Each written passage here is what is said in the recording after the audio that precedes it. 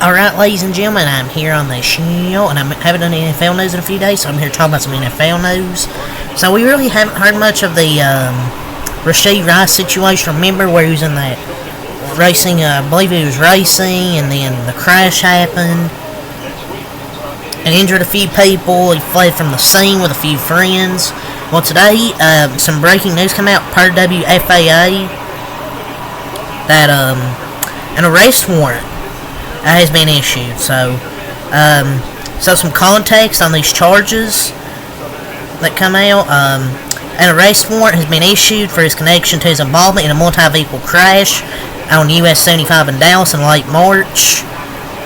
So, an arrest warrant, some context on these charges. Per Matt Howerton, reporter for WFAA, collision involving injury is a felony, jail for no more than 5 years, $5,000 fine, or both.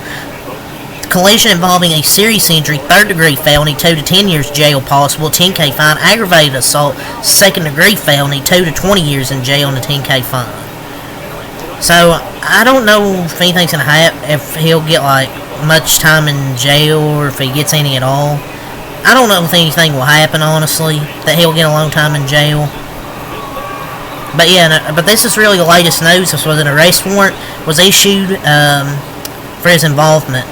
And I know people be like, oh, his career's cooked. I'm not going to say that yet, because I just have a feeling he'll still come back. He'll be probably out on bail or something. But I don't know if he can get out on bail on some of these charges, though. They got destruction charges on him. I don't know if he's going to jail probably if convicted, but I don't know if his career's over yet. I mean, he'll be suspended maybe 3 games. I mean, you remember Alvin Kamara beat the ever-living crap out of someone and came back? So, I mean, his career's not over, probably, most likely. And his involvement, I think he was driving. He was driving and racing the Lamborghini. I don't think it's over for him. I thought he turned himself in. He was cooperating with the authorities, but no charges really had been filed until now. He cooperated, but no charges were filed at that time. But the charges, I think, will be filed. But he probably, I don't know if he, but all those charges, if guilty, include jail time. But he'll probably get like a plea deal. So I don't expect anything really to happen much coming out of this. Probably a plea deal. So Kurt Benkert gave his list of his top 6 wide receivers in the NFL. They include Vikings Justin Jefferson, Dolphins Tyreek Hill, Cowboys CeeDee Lamb, Ja'Marr Chase of the Bengals at 4, Lions Amon-Ra St. Brown at 5, and Devontae Adams from the Raiders at 6. I say the top 3 are pretty much right with Justin Jefferson, Tyreek Hill, CeeDee Lamb. 4 through whatever list you make is probably a toss-up.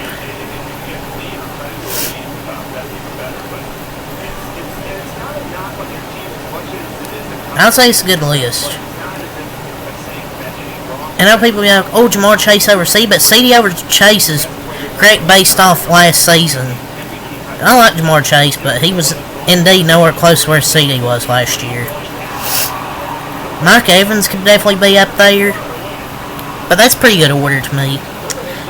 So some breaking news today, ESPN has reached a 9-year extension with Peyton Manning's Omaha Productions, so 9-year extension. Rare W for ESPN these days.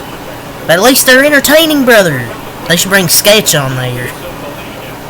Rare W for ESPN these days. At least they're keeping something good. That Manning cast is fun to watch for me. I mean, clips are funny. I mean, I guess they kind of distract the game too much. But if you want to watch the, but I hate when people complain about it. Just switch to ESPN if you want to watch the fucking game. But I'm glad they're still doing the Monday Night Football with Peyton and Eli into 2034.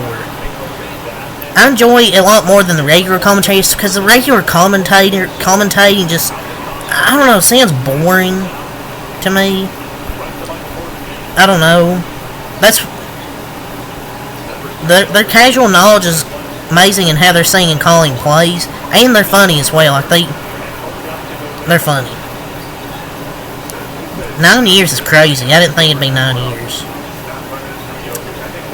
So Kirk Cousins, Cam Newton had some comments, and he basically talked about Kirk Cousins' new contract.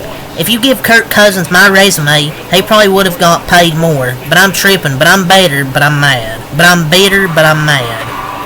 It basically talked about, says if you gave Kirk Cousins his resume, he would have gotten paid more. When will this guy stop, man? Well, his last 3 seasons in the league were absolutely terrible. He had a great start to his career. He wasn't the same the last few years. Laughable by Cam Newton. If Kirk played the way Cam played, he would be out of the league, or maybe a career backup. Christian Wilkins listed his top interior defensive linemen in the NFL. Dexter Lawrence, Jeffrey Simmons, DeForest Buckner, Chris Jones, Quinn Williams, Eric Armstead. Some sexy Dexy respect, yes sir. Hey, me I'm a Cowboys fan, but you gotta give respect to Dexter Lawrence. That dude's a beast. Why do they call him Sexy Dexy?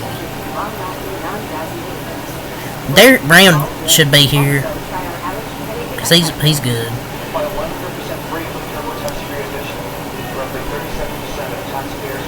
So, trending. Steelers quarterback Russell Wilson believes he opened a lot of doors and paved the way for other African-American quarterbacks such as Patrick Mahomes, he told at Outkick. For me to be able to go to back-to-back Super Bowls and win one of them, I think they opened a lot of doors. Now you see guys like Patrick Mahomes who won it. It's just us. It's really just us so far, but there's more to come. I'd like to hear Antonio Brown's take on this. I really don't know what he's talking about. I mean, maybe he's right, but I really don't know. Open a lot of doors, I don't know about that. Cam also said during the interview with the club Shay Shay, with Shannon Sharp, he says that the Falcons could have gotten himself, Fields, and Michael Vick for the same price that they got Kirk Cousins for this offseason. Cam talks too much, but he's washed.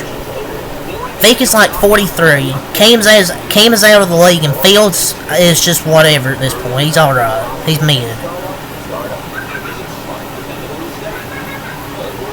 So, update. Brock Bowers did position drills in front of a large crowd that included the hashtag Jets and the hashtag Broncos tight end coaches, per Tony Pollard. I think the Jets could be a sneaky team that can maybe get Brock Bowers with that 10th pick. The Jets can get in their playoff drought with this guy and Aaron Rodgers if he can stay healthy. But, I mean, you could get an offensive lineman, another offensive lineman in the draft, but there's some good offensive linemen all the way throughout the draft probably, so, yeah, they could be a sneaky team to get Brock Bowers. I'm telling you right now. The Ravens are working out on figuring out whether they want Malik Cunningham to play quarterback or play wide receiver, per John Harbaugh. We're going to take a look at him and see how he does. He's definitely developmental as a quarterback. He's developmental as a wide receiver, too. But he's a good athlete. He's a good person. He's a competitive guy. He wants to do well. Didn't they go through this with Lamar already? I'm just kidding. But they draft Lamar to play quarterback, never had a second thought about it, but I don't know. I felt like Cunningham's an equal pass, catch, and rush threat. I mean, I wouldn't say he's a great passer, but I don't know. He might be a Taysom Hill type guy. So, per your report today, former Ravens superstar linebacker Terrell Suggs was arrested in Arizona for assault, according to TMZ Sports. I guess he took defense a bit too literally. That Suggs. So, and that was a terrible joke. But per this report, Terrell Suggs reportedly pulled a gun out and threatened to kill a man in an argument while at Starbucks, per TMZ Sports. The man swore at Suggs before the ex-NFL superstar challenged him to a fight. The former Baltimore Ravens pass rusher allegedly then called the man a pussy-ass cracker for adding, "I'll kill your bitch ass." At Starbucks, of all places. All over a pinkety-drinkety. Pinkety-drinkety.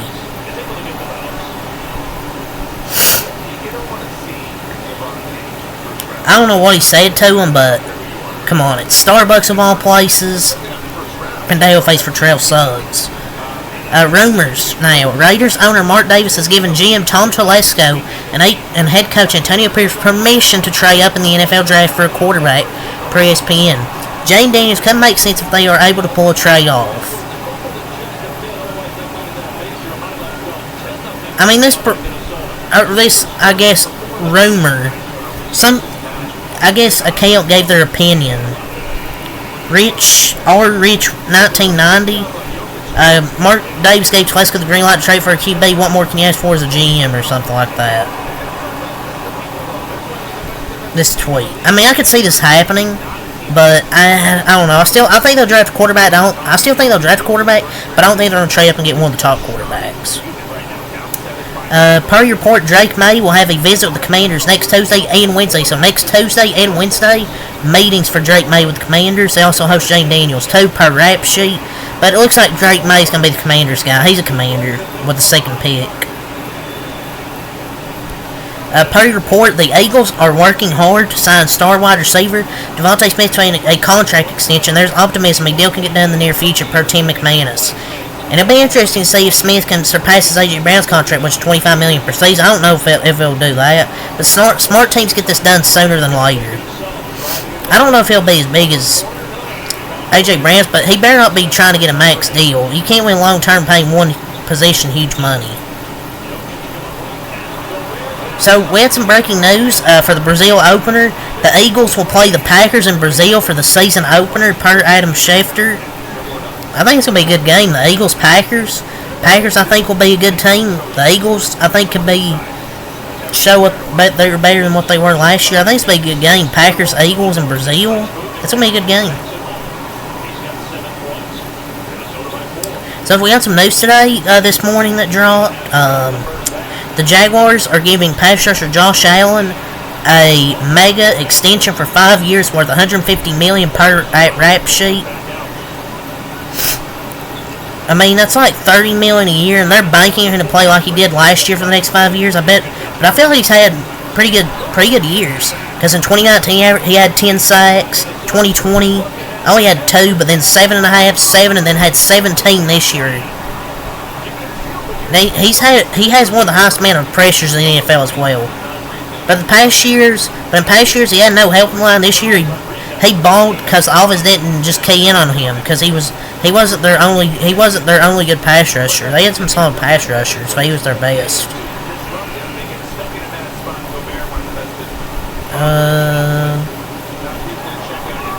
Adam Schefter is doubling down his initial opinion that the Commanders are drafting Jane Daniels at 2. I'll stand behind that. The signs still continue to point to Jane Daniels going number 2 to Washington.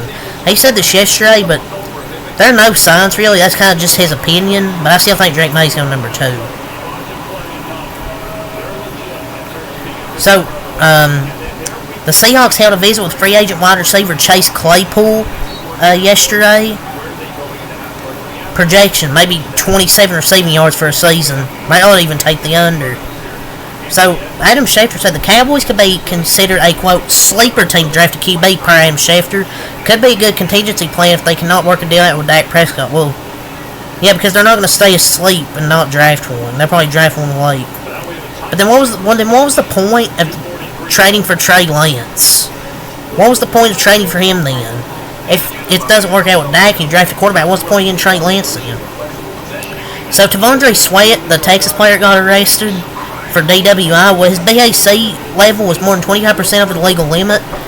His BAC was measured at 6:08 a.m., but the officer arrived to the scene at 4:41.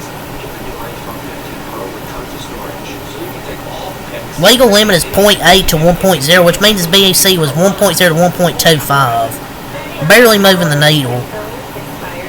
So it's not good. It was that bad. Honestly. So, Giants tight end Darren Wallace are yet to make a decision on his playing future. The Giants would ideally like to have an answer before the draft happens. Well, he better make up his mind. The Cardinals are seeking 3 first-round picks to move down from number 4. If they can't get that, my guess is they'll stay at number 4 and draft Marvin Harrison Jr. per Mondo Seguro. 3 first-round picks? I mean, I don't think it's going to happen. I guess they're going to be drafting 4th and take Marvin Harrison. The Broncos, Condeo face. The Browns are expected to pick up the 5th-year option on quarterback Greg Newsome's contract. Man, they got the best going to have one of the best secondaries in the league for a while. The Colts are looking up trading the draft for Brock Bowers, which that's where I haven't gone in my mock draft.